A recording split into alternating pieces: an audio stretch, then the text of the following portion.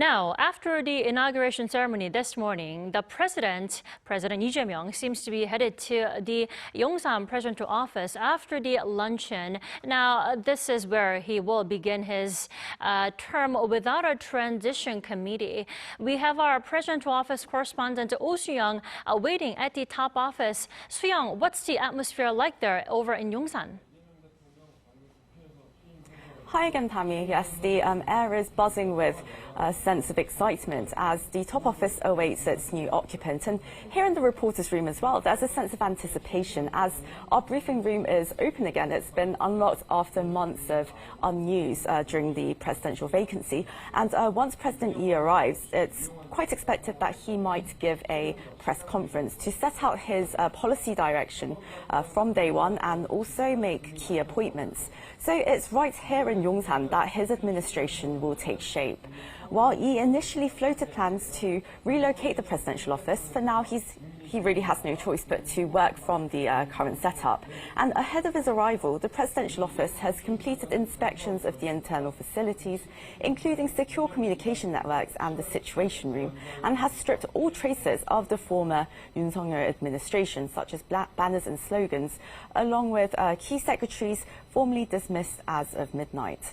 Now, figuratively handing over the keys to the top office, the Chief of the General Affairs Office will deliver documents prepared by various previous secretaries and guide President Lee and his staff through the presidential complex once they arrive here.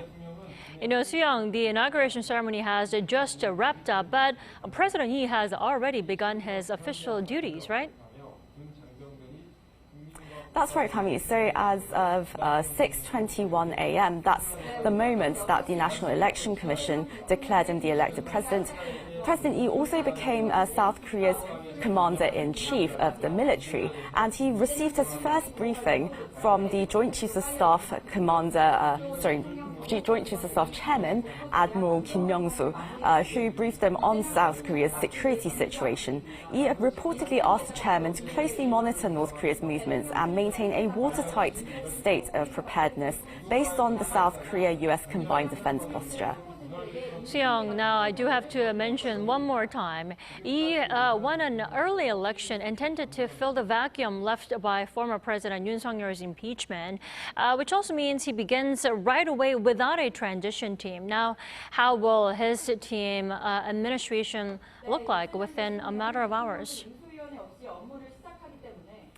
Well, it looks like he's going to make some key appointments today, as he said he would on Monday. And while the Prime Minister, the nominee for Prime Minister and Cabinet Ministers, now that would take a bit of time because they require parliamentary approval. But his top secretary positions, such as the Chief of Staff or his senior secretaries, those people working with him directly, they can be appointed straight away and get to work right away. So he's very likely to appoint them within a day probably. And for now, we're expecting him to name the next Prime Minister, and we're looking at the candidate Kim Min-seok, a four-term lawmaker who's been a key strategist for Lee's presidential campaigns in the past. Also, three-term lawmaker Kang Hoon-sik is expected to be the chief presidential secretary. He's also known as a strategist with relatively neutral factional alignment.